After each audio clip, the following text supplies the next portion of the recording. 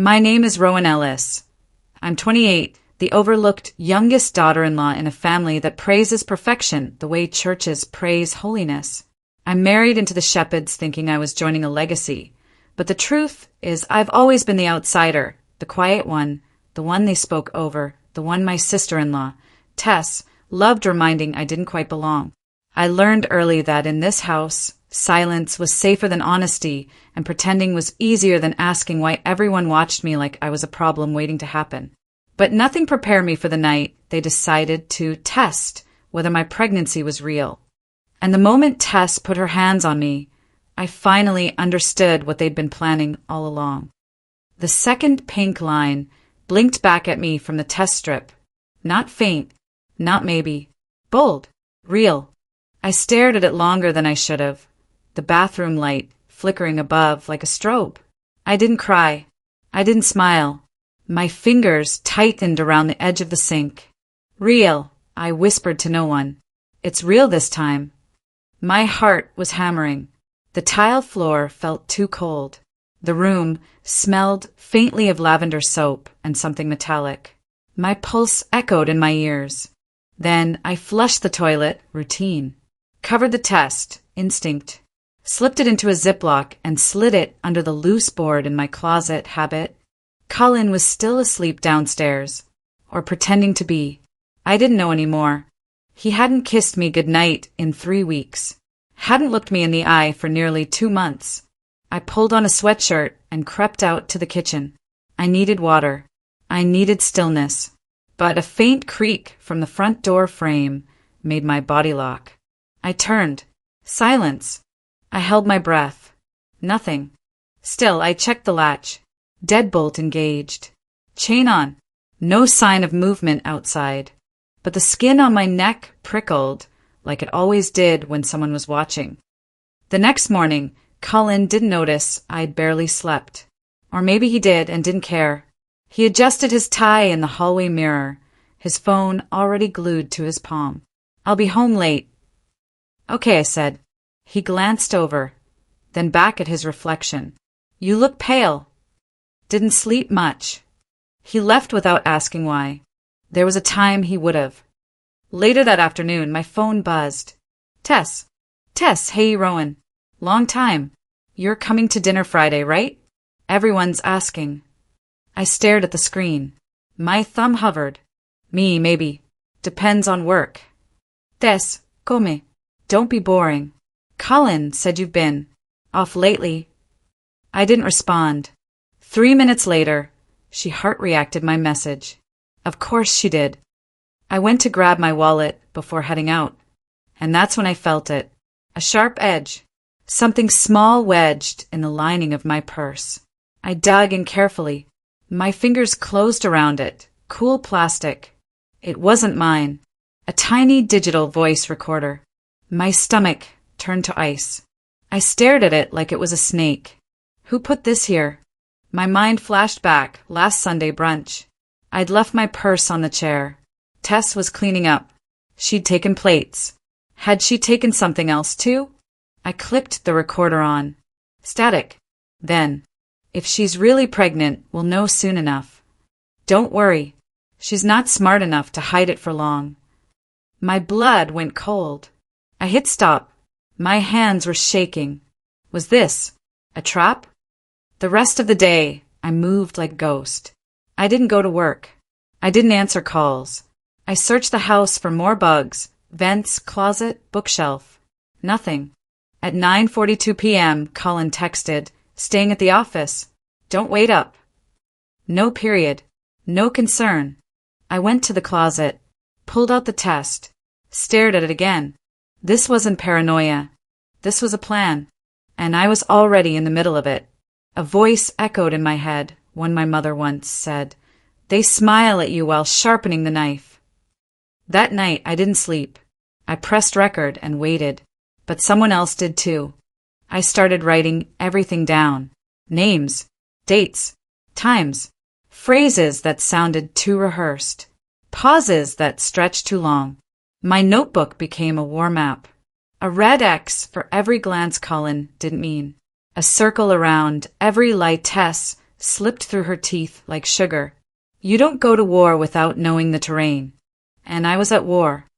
That morning, Cullen left earlier than usual. Tie straight, shirt crisp, no coffee spill on his sleeve. Too perfect. I waited until I heard the car leave the driveway. Waited 5 more minutes. Then I locked the front door behind me, walked upstairs, and pulled the tiny voice recorder from my sock drawer. Clicked play. Static. Footsteps. My voice. Then Tessa's laugh. I stopped it before it got worse. I already knew the truth. I just wanted to hear it crackle. Feel it breathe. Sometimes proof isn't for anyone else. It's for yourself. So you don't convince yourself it was just a dream. 11:43 a.m. Text from Tess. Tess, heard you've got a doctor appointment today. Nervous? Baby bottle. I didn't reply. I never told her. Never told anyone except my OB, and that was over a private call on a secure line. The only way she could have known. My phone screen flickered. The air felt thinner. I stood in the middle of the hallway, listening. No footsteps, but I didn't feel alone. I drove to the clinic, parked 2 blocks away. Not paranoid. Strategic. Switched off location tracking. Checked my mirrors twice. Inside the waiting room, the receptionist smiled like always, but her eyes lingered. Her fingers hesitated over the keyboard. Rowan Ellis? I nodded. She looked past me for a split second. Your sister already checked in for you earlier. My stomach dropped. Sister? I asked. Her smile tightened. She said she was handling your paperwork. Tess. I canceled the appointment, walked out, stood in the parking lot, and stared at the cloudless sky. Someone once told me, they'll gaslight you until you start rewriting your own memories. I wasn't going to let that happen. Not again. I needed a witness. Not someone inside the family. Someone with no reason to lie. Marisol. She lived next door. Retired nurse. Quiet. Always watering her porch plants with a stern look like she hated hibiscus. I knocked twice. No answer. I turned to leave. Then the door creaked open. Her eyes locked on mine. I need to ask you something, I said. She didn't smile. Is this about your sister-in-law? I froze. She stepped aside. Come in. Her house smelled like old leather and peppermint tea. Quiet except for a ticking clock. I sat on the edge of her couch. I think they're trying to trap me, I said. Tess. Cullen. Maybe more. I know, she said. What? She poured tea without spilling a drop. I saw her, Marisol continued. That night last Sunday. You were upstairs. She was in your room. My hands gripped the mug tight. She didn't see me. I was just passing by. Your light was off, but I saw her walk out with something in her hand. What did she take? Marisol looked at me. Does it matter? I swallowed. It was enough. That night, I checked the USB backup I'd hidden inside the closet vent. Gone. I ripped the vent off the wall. My fingers bled on the metal. Nothing. Not a trace. Whoever took it knew exactly where to look. I sank to the floor, breathing hard. The silence of the house was loud. Pressing. I grabbed the remote. Switched on the baby monitor cam I'd installed in the hallway. Nothing but static. Clicked again. The screen blinked. Then black. Then a frame of me. Sleeping. From above. Time stamped from 2 nights ago. The camera had been reversed. Hacked. Turned against me. I dropped it. The screen cracked.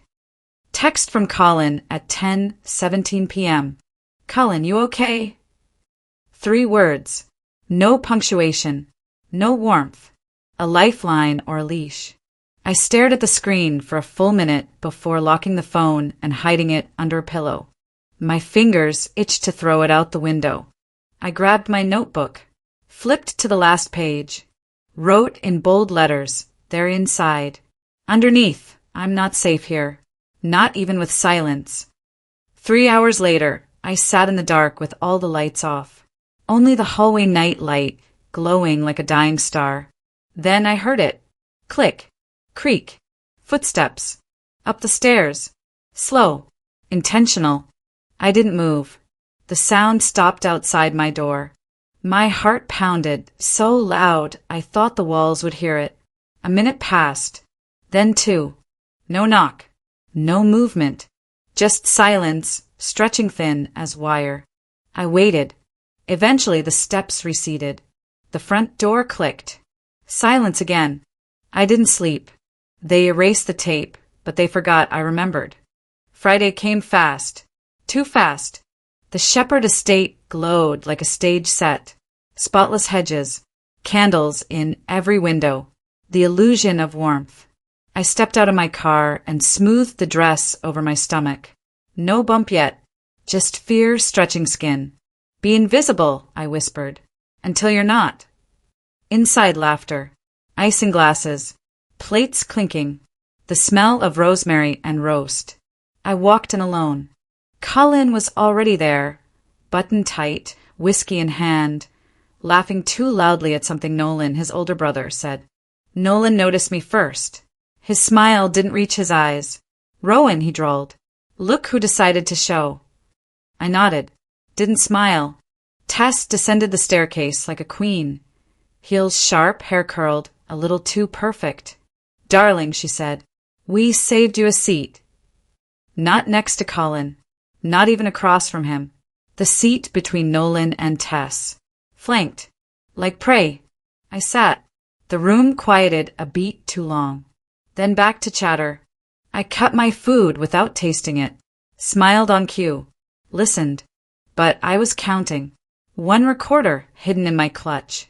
Another, pinned to my bra strap. 1 more, in the lining of my coat in the hall closet. Insurance.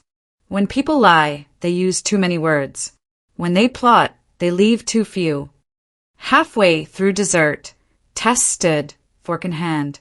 I think, she said sweetly, we should toast to family. I felt the chill before the room did. Colin tilted his glass. To family, he echoed. Tess looked at me. And to future family members, she added, smirking. My pulse skipped. My fork slipped, clinked loud against porcelain. I bent to pick it up. When I came up, Tess was already watching me. Eyes sharp, smile sharp. What's wrong? She asked. Pregnancy nausea? I blinked. You told them, I said softly. Her smile widened. You mean Colin didn't? He said nothing, just sipped his drink. My throat burned. I wasn't aware it was a secret, she said. But you've always been so private. Someone chuckled. It wasn't kind. Then Nolan spoke up. You know, it's funny. We were just talking about that last week. How you never showed any proof. Proof? I repeated. Ultrasound, he said. Doctor's notes. Anything. Don't need to, I replied. But wouldn't it help? Tess asked. With all these misunderstandings. I stood. Silence hit the room like thunder. Excuse me, I said. I need some air. I walked out before I cracked. The hallway was dim. Just one light flickering overhead. I headed for the back patio, heart pounding. I heard footsteps behind me. Late. Controlled. Tess. You're playing a dangerous game, she said behind me. I turned. Funny, I said. So are you. She stepped closer. There's no baby, is there? My mouth dried. If there is, she said, you better hope it's yours. What the hell does that mean? She smiled, low and venomous. Just saying accidents happen. Lies unravel. Women like you always overplay their hand. Women like me? I repeated. Fragile. Desperate. Alone. I didn't blink. Maybe you should worry about the tape. That wiped the smirk off her face. What tape? I leaned in. You know. She hesitated. Just a flicker. Then footsteps, Colin. Coming down the hall. Tess, he called. Everything okay? She turned. She's just emotional. I turned too. Yes, emotional. Hormones. You know. Colin glanced between us, but his eyes didn't ask questions. His eyes said, behave. I made it to the patio, hands trembling. A bead of sweat ran down my spine. Then my phone buzzed. A number I didn't recognize. Text only. I know what they're doing. You're not crazy. Attached, a screenshot. A memo from a private security firm. Shepherd family, surveillance request. Target, Rowan Ellis. Status, active. The door opened behind me. I turned. Colin. He didn't smile. Just said, let's talk. I followed him down the side hall, past the guest rooms, past the study. He stopped in front of the staircase. Cold marble. Slippery rug. My skin prickled. He turned to face me. You've been unstable lately. No, I said. Just awake. You're endangering this family. Or exposing it. His jaw twitched. Let's see if you're really pregnant, he said. Then Tessa's voice, sweet, cruel, from the top of the stairs. Yeah, Rowan. Let's see. And then, the shove, the blur of motion. My foot missed the step. My body twisted. Marble. Pain. Lights. Screams. Falling. Falling.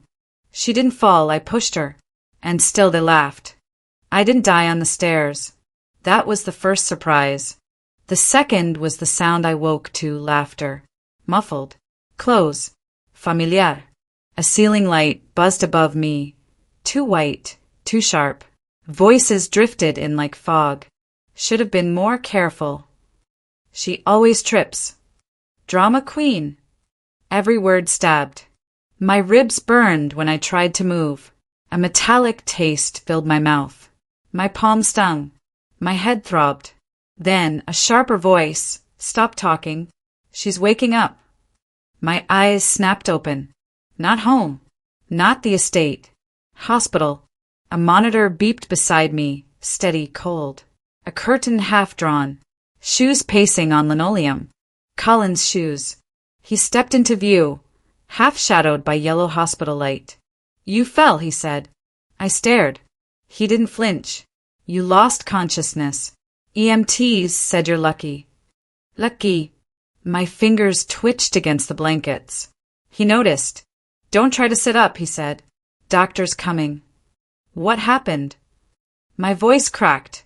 You slipped, he repeated. The lie was thin as glass. Why were you at the bottom of the stairs? I asked. His jaw tightened. Don't start. A nurse entered, saving him from answering. She checked my vitals, adjusted the 4. Her eyes flicked to mine, soft sympathy hiding behind professionalism. Then she said, quietly, there's no heartbeat. The world went silent. I blinked. She didn't. I'm sorry, she whispered. My chest collapsed. Air broke inside me. For a moment, I wasn't in the hospital. I was on the stairs again, falling, the world tilting. I swallowed hard. What do you mean? The trauma was severe, she said. Your body couldn't sustain. I didn't hear the rest. The nurse squeezed my hand once, then left without looking at Colin. He didn't comfort me. He just glanced at the door, annoyed. You need to rest, he said. I turned away. Get out. We're not doing this. Get out. He exhaled sharply, like I inconvenienced him, then walked out, closing the curtain too hard. A tear slipped down my cheek. A thought followed. They did this. They planned this. The nurse walked past again. This time she paused at the curtain and murmured, women come in with fall injuries all the time, but a fall down a staircase that, perfect? With bruising only on one side. She leaned closer. Be careful who you go home with. Her footsteps faded. The monitor kept beeping. Life goes on, even when part of you stops. I pressed my hands over my face. A memory surfaced, something my mother once said. When people show you who they are, don't wait for them to change. I wasn't waiting anymore. The doctor discharged me 5 hours later. Colin insisted on driving. I refused. He watched me sign the discharge forms with an unreadable expression. When I stepped outside, the cold morning air slapped me awake. My legs trembled. I kept walking. "Rowan," he called behind me. I didn't stop. "Don't make this worse." I kept walking until he gave up and stormed toward the parking lot. I didn't go home. Couldn't. Instead, I called Marisol. Her voice cracked when she answered. "I saw the ambulance. You okay?" "No," I said, "but I remember everything." I met her outside her house. She opened the door before I knocked. Her expression, fear, guilt, fury, told me she knew pieces of what happened. "I should have called the police," she said. "You didn't know." I knew enough. Her voice trembled. I saw Tess near the stairs, and Nolan, and someone else, maybe their lawyer. They were whispering by the railing earlier. I thought it was harmless. "But you," she swallowed. "You didn't slip." Her saying it out loud made it real. I nodded slowly. "Will you tell the police that?" "If you ask me to." "I'm asking." Her shoulders straightened. Courage has a sound. Hers was a breath drawn like a line in the sand. "Then yes," she said. By noon, I was back at my house collecting evidence. Cut scene. I opened the closet, dragged out a shoe box, pulled up the floorboard, checked the vent. Everything was exactly as I left it, except the flash drive. Gone. A perfect theft. No forced entry. No fingerprints disturbed. Someone had a key. Someone had time. Someone thought I'd be too broken to notice. My fingers shook as I grabbed the hidden microphone from the dresser. I plugged it into my laptop. The screen flickered. A corrupted file. Then another. Then a clear recording. Colin's voice. "She'll break before she talks." Tessa's reply. "Good. Broken people don't get custody. Or sympathy." Static. I slammed the laptop shut. My breath hitched, rising too fast. I slid down the wall until my back hit the floor. For a long moment, I stayed there, shaking. Then I stood. Slow. Precise. Grief can paralyze you, or it can harden you. I chose the second. At 3:12 p.m., I sent everything, audio, timestamps, a typed summary, to Detective Liam Brooks' official department email. I didn't wait for a reply. I printed copies. 2 sets. One locked in a metal safe at the UPS store, the other mailed to my lawyer friend in Boston. If they destroyed one trail, I'd have 5 more waiting. War isn't won with strength. It's won with preparation. The Shepherd family texted at 5:01 p.m. "Nolan, family dinner tonight. Mandatory. Mandatory. Like I was an employee under review. Tess, we need to clear the air. Be on time, sweetheart." Sweetheart. Like she hadn't pushed me. "Colin, we should talk." My fingers hovered over the keyboard. Then I typed, "I'll be there." Not because I forgave them. Because every war has a battlefield. And that house was mine. I stood in front of the mirror before leaving. My face was pale, eyes ringed with sleepless shadows, but sharper, hardened. "You're not prey," I whispered. "Not anymore." Cut scene. Car door slam. Driveway gravel crunching. Estate lights glowing. I walked toward the front door. Every step steady. Every breath controlled. Inside, voices drifted from the dining room. Low. Nervous. They thought they erased everything. They thought I would stay broken. But they erased the tape. And forgot I remembered. The Shepherd's estate glowed like a stage set. Warm lights, manicured hedges. The illusion of civility stretched tight, overwrought. My ribs still ached when I stepped out of the car, the bruises pulsing beneath my coat like living reminders. Cut scene. Front door opens. Warm light spills out. Silhouettes waiting. They expected a victim. I walked in anyway. Tess stood at the head of the dining table, framed like a queen in a badly written play. Her parents sat stiffly, hands folded. Nolan hovered near the bar cart, pouring bourbon too quickly. And Colin, he watched me with a tight expression that pretended concern but couldn't hide calculation. "Rowan," Tess said, bright and false. "You look better than expected." My fingers twitched. Recovery can be surprising. She gave a little laugh. "So dramatic. You tripped, not died." The room dimmed around her words. Nolan avoided looking at me. Colin lifted his glass. I took my seat slowly, every movement deliberate. A lesson whispered in my mind. Fear doesn't disappear. You just learn to walk with it and make it think you're unbreakable. The first blow came fast. Colin cleared his throat. We read the report. EMT said the fall looked accidental. I smiled without warmth. EMTs don't take statements about intent. Tess rolled her eyes. Intent? Rowan, if you keep spinning stories, we'll have to assume you're unstable. I cut in. That's what you want, right? A silent ripple went across the table. Nolan nearly dropped his glass. Mrs. Shepherd forced a gentler tone. We're worried about you, dear. After everything. Everything. Meaning the miscarriage they caused.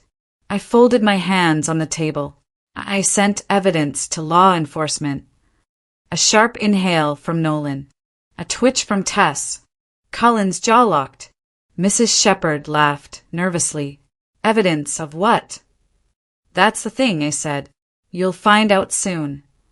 Marisol's sworn witness statement. The audio. The digital backups already off-site. I didn't need to bluff. The truth was a weapon sharp enough. Cut scene. The chandelier hums. Colin's phone vibrates. He ignores it. Tess leaned forward, voice sugar-coated. Rowan, if you wanted attention. Attention. My voice cracked like glass. I lost my baby. Silence slammed into the room. No one breathed. Then Nolan whispered, Jesus. A truth hung there, undeniable, heavy enough to tip the table. Tess blinked, face blank. Well, that's unfortunate. Unfortunate. I felt something cold settle against my spine. I stood. Let's stop pretending. I know what you did, and more people know now too. Colin rose quickly, blocking my path. You're not walking out. The air thinned. My pulse hammered. He lowered his voice. You're hurting. You're confused.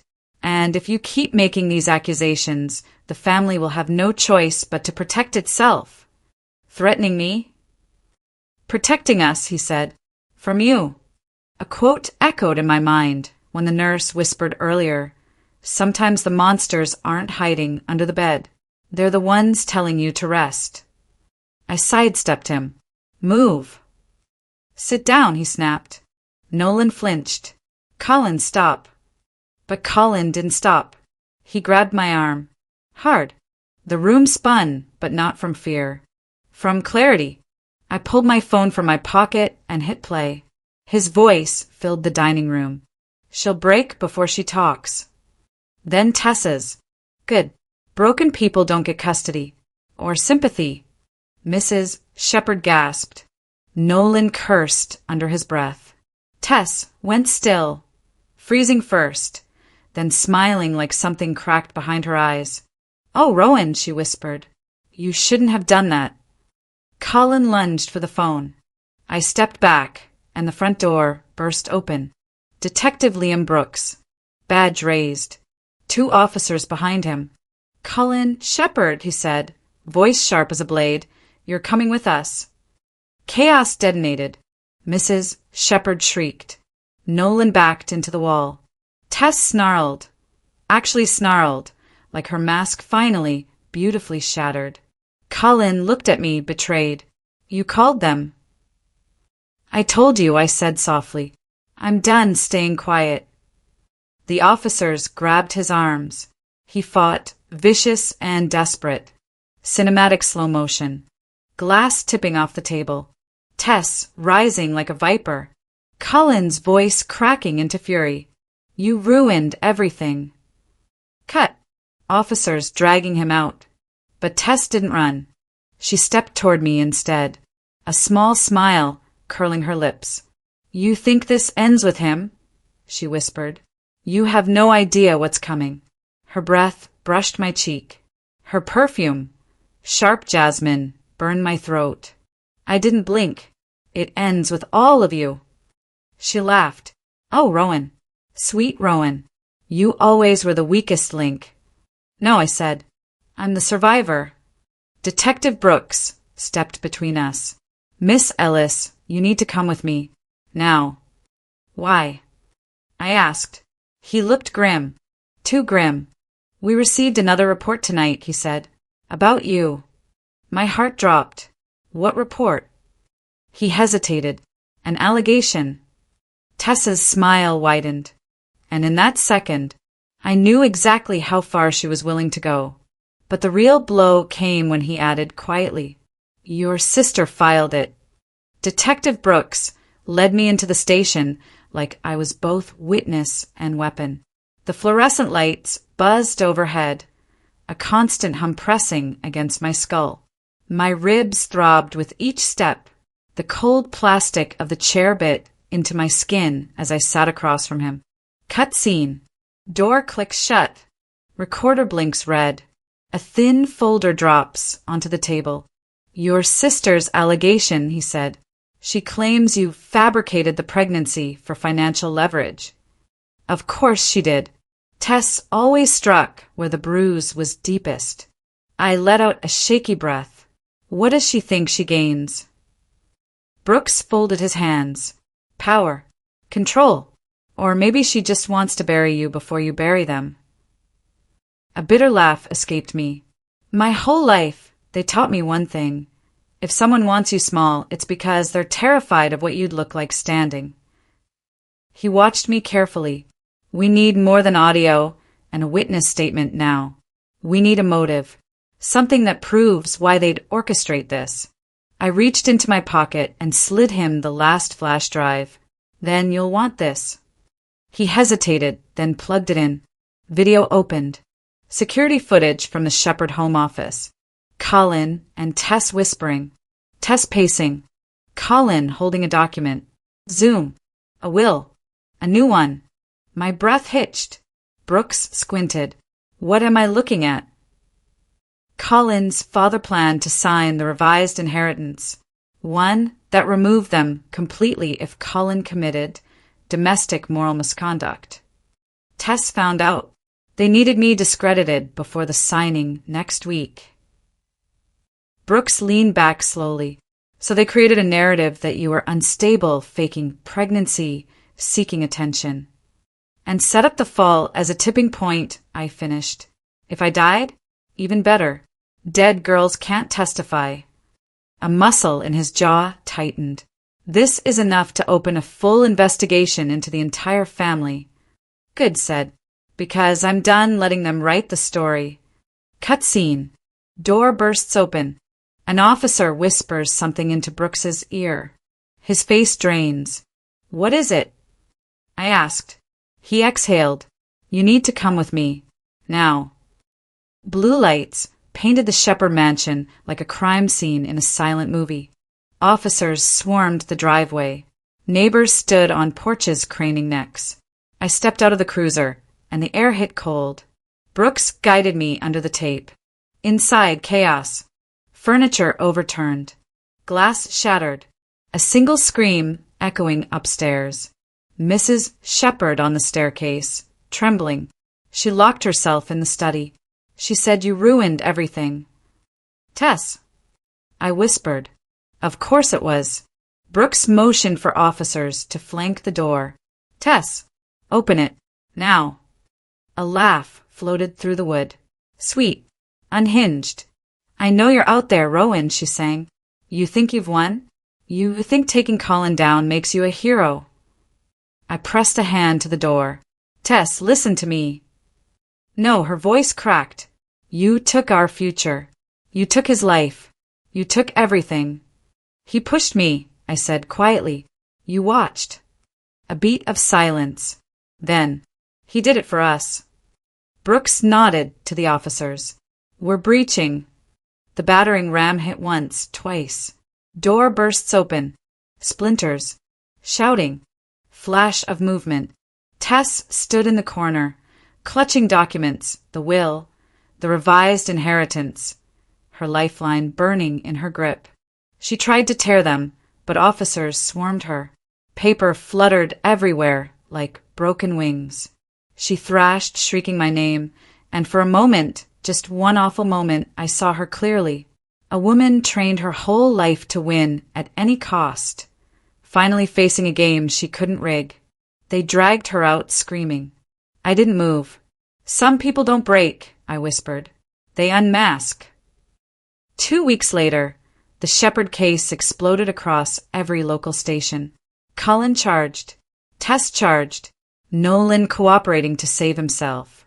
The entire family's empire unraveling in real time. But I stayed silent. Sometimes survival isn't loud. Sometimes it's choosing which door you never walk through again. I sat on Marisol's porch the afternoon the attorney called. Her kids played in the yard.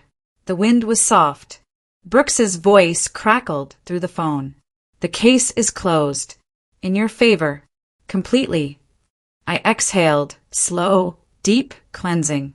Thank you. You didn't imagine any of it, he said quietly. People like them count on people like you being too afraid to speak. A faint smile tugged at me. Not anymore. After the call, Marisol handed me a warm mug. You know, she said, you're stronger than you think. No, I am surat. I'm just done being small. She nodded like she understood everything I wasn't saying. Cut scene. Sun slipping behind the roofline. Wind rustling the porch screen. My fingers resting on my stomach. Empty but healing. I whispered into the fading light, not to the child I lost, but to the woman I had become. I didn't survive them. I outlived them. Then I stood, stretching sore muscles that no longer felt fragile. Because the truth was this. Monsters win when you stay quiet. But when you speak, even trembling, even bleeding, the whole house of lies collapses. And freedom? It doesn't come with applause. Just a single, steady breath that finally belongs to you.